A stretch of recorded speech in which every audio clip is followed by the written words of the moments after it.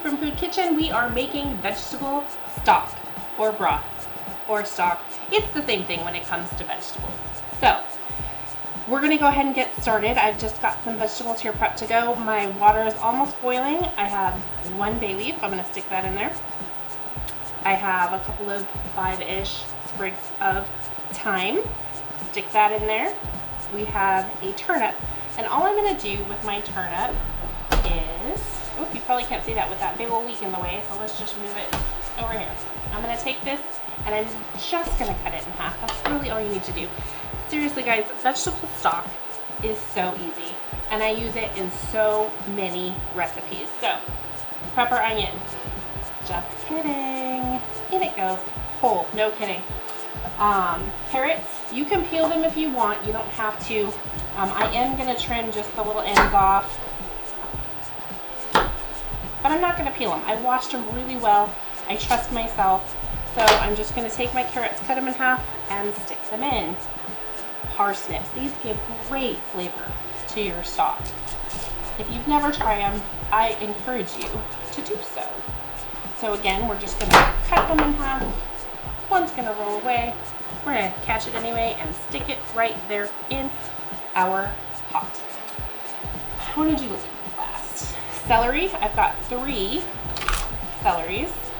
Again, trim the ends. Everything is washed really well. I have no desire to peel anything. I don't see the need if it's washed really well. My pot's getting full. Last but not least, we have the leek. Have you ever used leek before?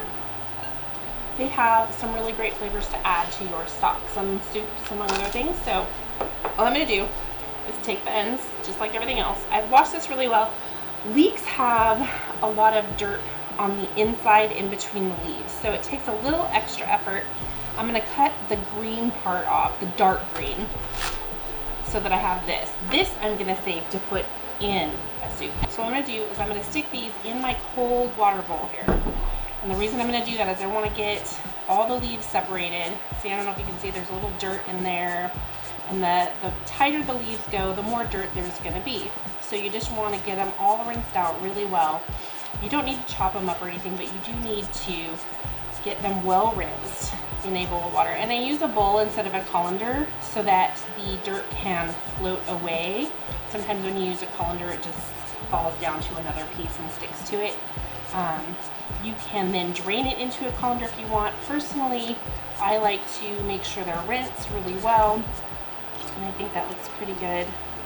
It's really simple, it just takes a minute. And then I'm just gonna, since I'm putting them right into a stock of water anyway, I'm just going to stick them in there. Alright, they do kind of smell like green onions a little bit. Okay, my pot's really full. I may have put too much water in there. So the less water you have in there, the stronger your stock is going to be. I'm going to make a little bit extra because I have some recipes coming up for you that I'm going to use vegetable stock in.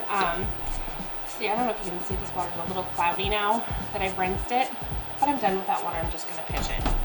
So that's really all there is to vegetable stock. I'm going to let it simmer for an hour after it comes to a boil. So your whole time invested here is maybe an hour and 15 minutes. When it's done, we're going to strain it and we're going to store it in jars or put it directly into my next recipe. Our broth has simmered for 1 hour and we are ready for the next step. It's pretty simple. All we're going to do is take our vegetables, put them in this sieve so that it drains out as much as possible. I'm going to just take a spoon and spoon everything in there. We don't want to waste broth, so I do like to strain them first. Some people just pick them out and toss them, and you can do that if that's what you desire. I'm going to let my veggies drain. Get all that beautiful broth. Something you might have noticed is that I didn't use salt or pepper or anything like that. I like my broth to be as basic as possible because that allows me more flexibility when I use it. So if I want to use it for something that doesn't call for a lot of salt because the other flavors are very strong, then I wouldn't want that salt in there, and I've already put it in my broth. So that's why I don't do it. If you like to do the same thing over and over and over again and you know that you're going to want salt in your recipe, then by all means, toss your salt in there. You can use peppercorns, you can use rosemary, you can use garlic. There's a lot of things that you can do to make this broth your own. This is probably the most basic form of the broth, for vegetable broth. I substitute vegetable broth for a lot of recipes that call for beef broth or chicken broth, because I know that whatever I'm cooking, I'm going to make those flavors up somehow.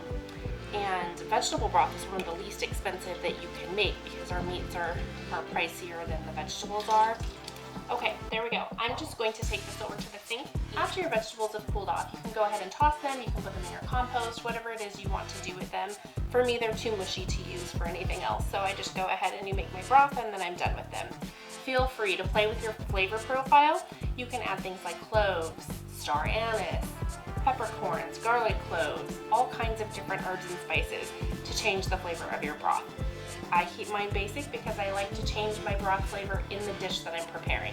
Keeping a basic vegetable broth allows me more flexibility. The next thing I want to do is drain the rest of my broth through the sieve, and I'm going to do that because I have the thyme in there, and I don't want the thyme leaves in my broth. And hopefully I can do this without bumping the sieve off of the bowl. Should be alright. There we go. As you can see, there's still some in there. So I'm going to let this cool off, and after that I'm going to put them in storage jars. I'm going to label them with the date. It's good for 3 to 5 days in the fridge. If you want to freeze it, put it in a freezer safe container, label it, you're good for about 3 months. So that'll give you, if you make a big batch, that'll give you a nice headway on your broth. If you liked today's episode, please click the like button. If you enjoy this sort of content, please consider subscribing to the channel. For notifications, click the bell.